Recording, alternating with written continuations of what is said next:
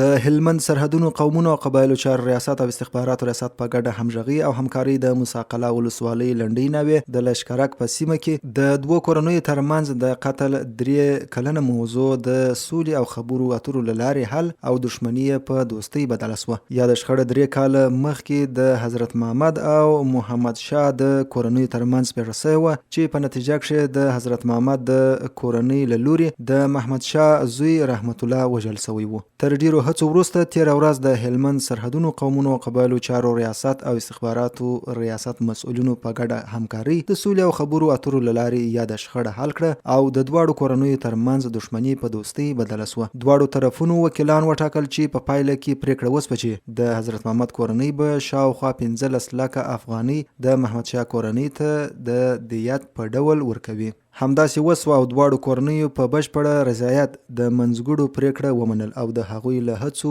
زیار او ښه نیت څخه مننه او قدرداني وکړه. د یادولو وړ ده چې د هلمند سرحدونو قومونو او قبایلو چارو ریاست له دې وړاندې هم د خلکو دغه ډول ستونزې د سولې له لارې حل کړي دي.